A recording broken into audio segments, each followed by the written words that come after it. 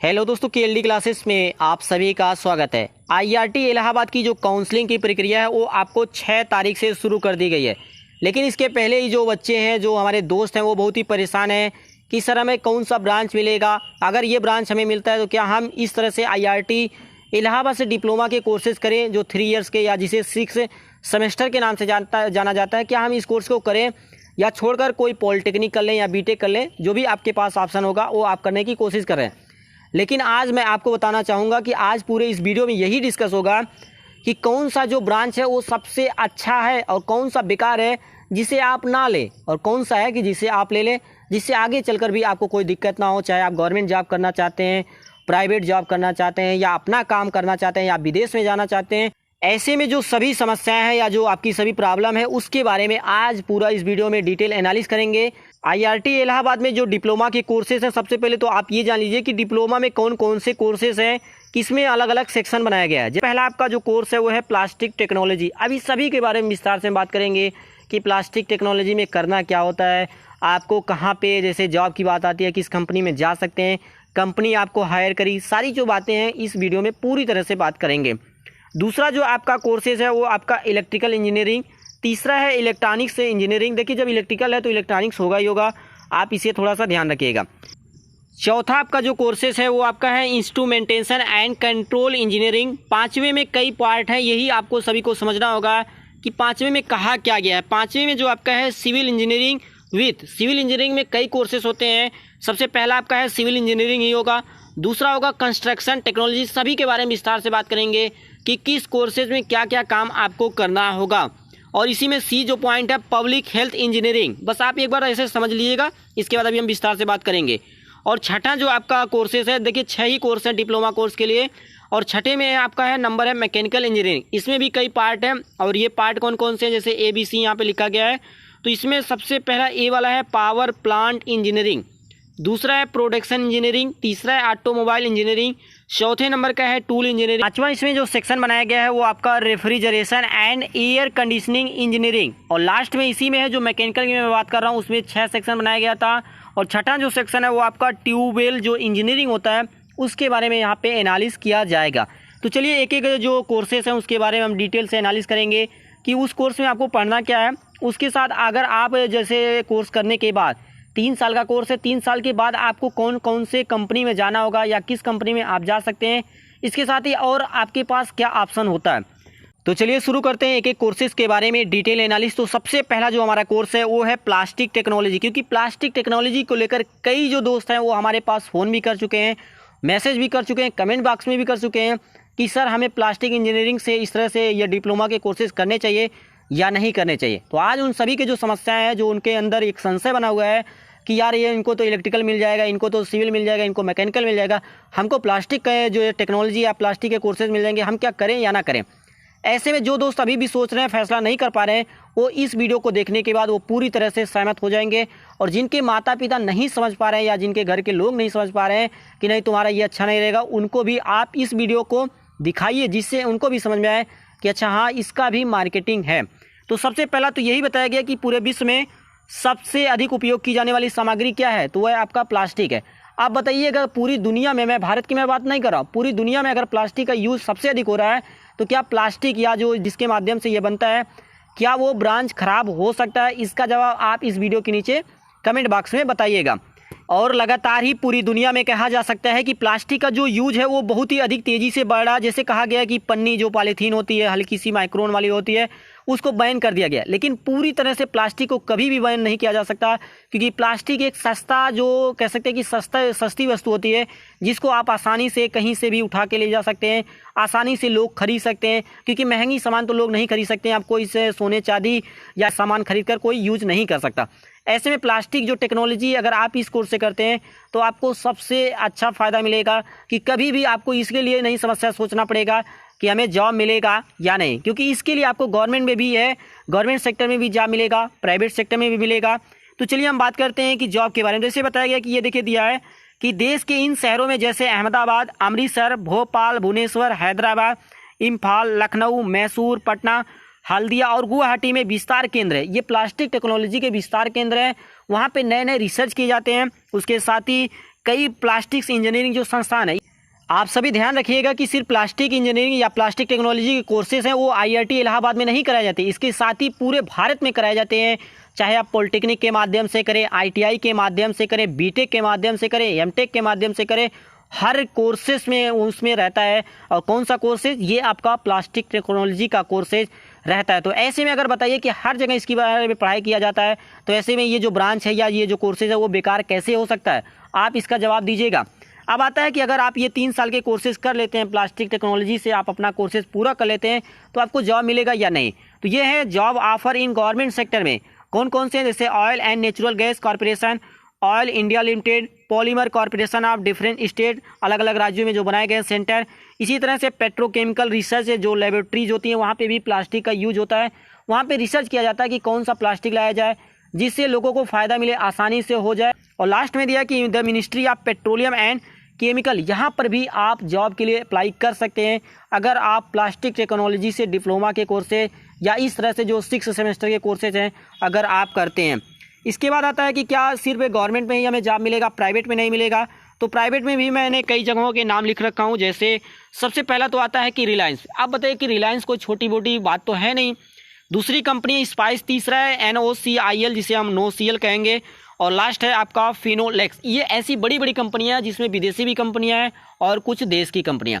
तो ऐसे में अब किसी के अंदर ये इस तरह से भय नहीं रहा होगा कि अब हम प्लास्टिक टेक्नोलॉजी से कोर्सेज करें या ना करें। इसके बाद भी अगर आप फैसला नहीं ले पा रहे हैं तो आप ऐसा करिए कि आप ये कोर्सेज ही ना करें, IRT इलाहाबाद से कोई भी कोर्सेज ना करें, क्योंकि इसी तरह से सभी कोर्सेज आएंगे जिसका हर जगह मार्केटिंग वैल्यू है, चाहे आप गवर्नमेंट सेक्टर में जाए या प्राइवेट सेक्टर में जाए। दूसरा जो हमारा कोर्सेज है वो है इलेक्ट्रिकल इंजीनियरिंग। इलेक्ट्रिकल इंजीनियरिंग में आपको क्या करना होगा और इसके लिए जॉब मिलेगा या नहीं? बताया गया कि इलेक्ट्रिकल इंजीनियरिंग स्ट्रीम में आपको बिजली के बारे में पढ़ना होगा कि जो करंट आता है कैसे बनता है, कहाँ पे कितना भेजना है, कैसे कैसे उसको मेंटेन करना है जैसे कहीं ख़राब हो जाता है। इसके साथ ही इलेक्ट्रॉनिक्स के बारे में पढ़ना होगा। इलेक्ट्रोमैग्नेटिक जो चुंबक होता है किसके माध्यम से चुंबक कैसे काम करता है, चुंबक का यूज कहाँ पे कितना करना होगा, क्योंकि बिना चुंबक के आप जो इलेक्ट्रिक है उसको उत्पन्न नहीं कर सकते। तो ये बताया गया है। इसके साथ ही पावर इंजीनियरिंग, कंट्रोल सिस्टम कैसे पूरा किया जाता है कि लाइन को भेजा जाता है, कैसे कंट्रोल किया जाता है, जो सारी प्रक्रिया होती है वहाँ से कैसे बनाया जाता है, जैसे पानी के माध्यम से बनाया जाता है, कोयला के माध्यम से बनाया जाता है और वहाँ पे विस्फोट करा के भी बनाया जाता है। तो कैसे कैसे बिजली का निर्माण किया जाता है, सारी प्रक्रिया आपको यहाँ पे पढ़ना होगा। इसके बाद बताया गया है कि आपको अगर ये 3 ईयर्स के कोर्सेज कर लेते हैं तो क्या आपको जॉब मिलेगा या नहीं? तो बताया गया कि आपको जॉब के लिए बताया गया कि NTPC क्या है, प्राइवेट है या गवर्नमेंट है, ये आप बताइएगा।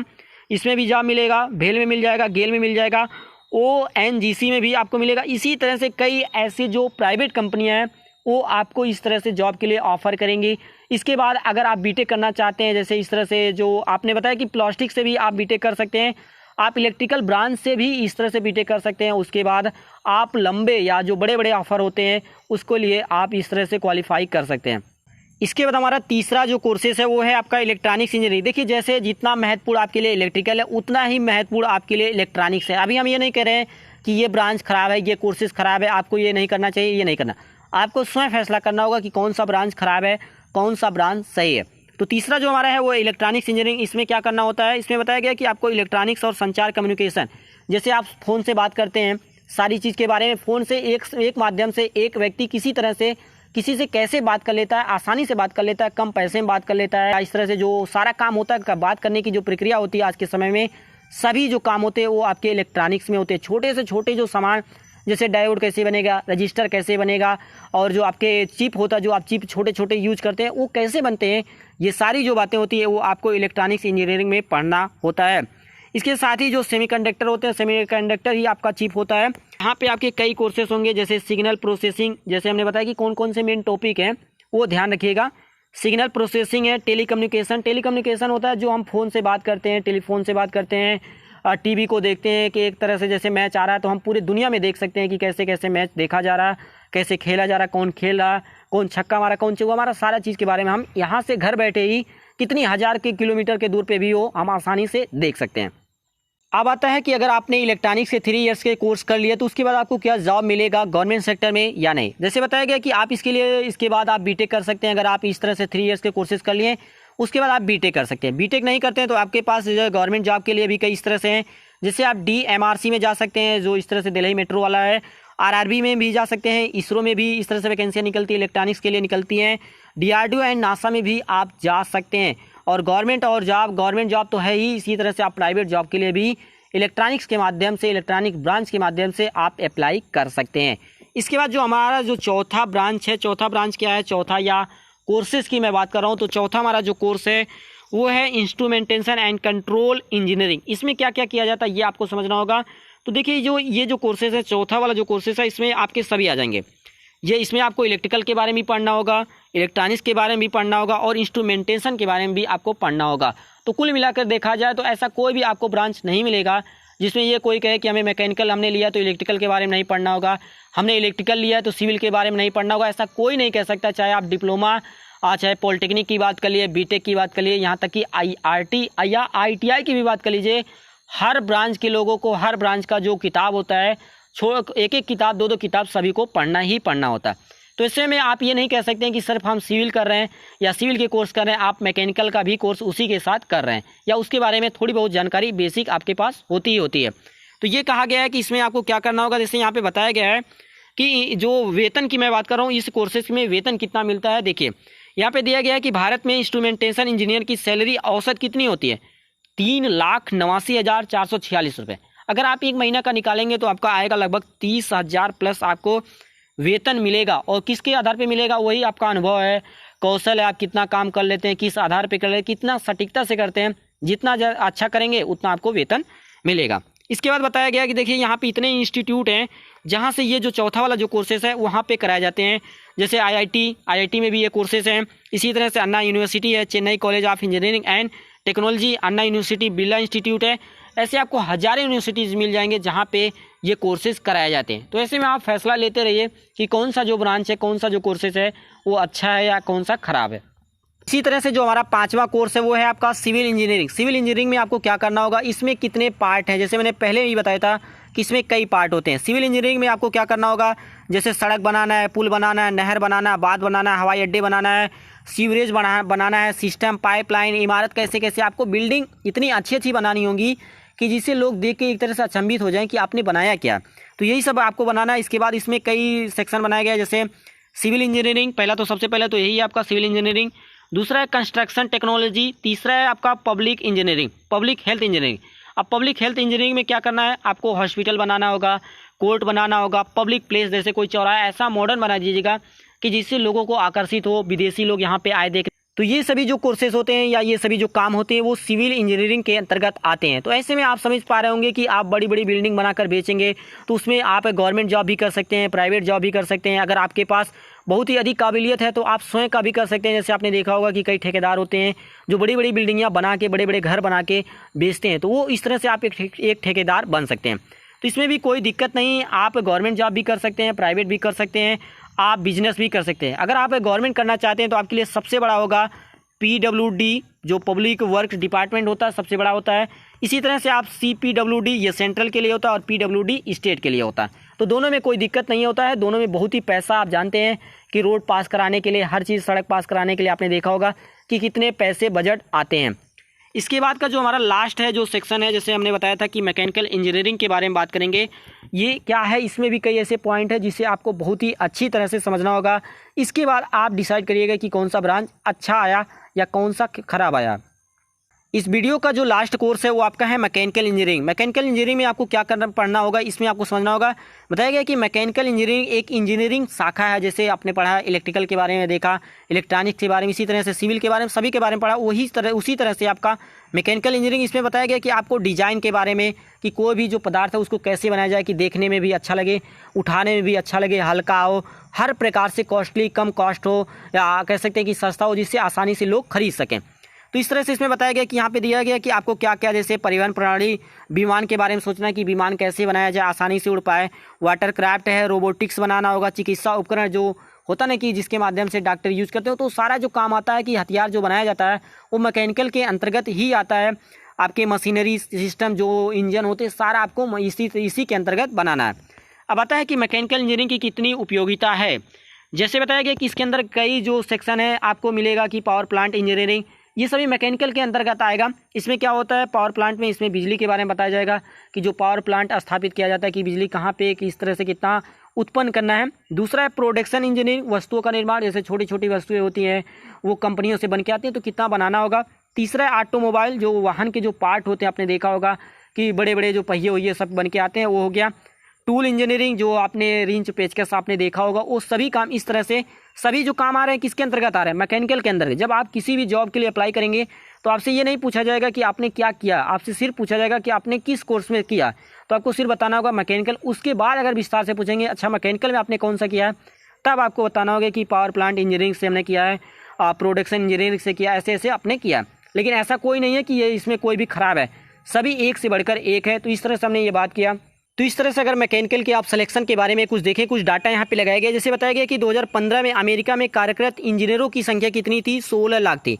इस 16 लाख में 2,78,340 जो लोग थे या इंजीनियर थे वो मैकेनिकल ब्रांच से थे। अब इसमें यह नहीं कहा गया कि मैकेनिकल में ऑटो में थे या प्रोडक्शन में थे, कुल मिलाकर मैकेनिकल की ही बात किया गया। तो ऐसे में आपको घबराना नहीं। और ये जो संख्या, ये सभी ब्रांचों को मिला के सबसे अधिक इंजीनियर अमेरिका में थे, तो वो कौन से थे, मैकेनिकल इंजीनियर। ये कब का डाटा है, ये 2015 का है। और बताया गया है कि पिछले साल 5% की वृद्धि हो सकती थी, लेकिन ये कोरोना वायरस के कारण से ये वृद्धि नहीं हो पाई है। तो ये थी हमारी आज की पूरी डिटेल एनालिसिस कि कौन सा ब्रांच है वो सबसे अच्छा है, कौन सा बेकार है। अब आपको इस वीडियो के माध्यम से देखने के बाद, समझने के बाद आपको क्या लगता है, आपको इस वीडियो के नीचे कमेंट बॉक्स में करना होगा। अगर ये वीडियो आपको अच्छा लगे, पसंद आया हो, तो वीडियो को अधिक से अधिक लोगों के पास शेयर करें। और अधिक से अधिक लोगों के पास अगर आपने शेयर भी कर दिया तो चैनल को तो सब्सक्राइब कर लें, क्योंकि इसके बाद भी कई आपको वीडियो प्रोवाइड किए जाएंगे जिसके माध्यम से आपकी मदद की जा सके। इसी प्रकार से बने रहने के लिए आप सभी दोस्तों का KLD क्लासेस की ओर से धन्यवाद।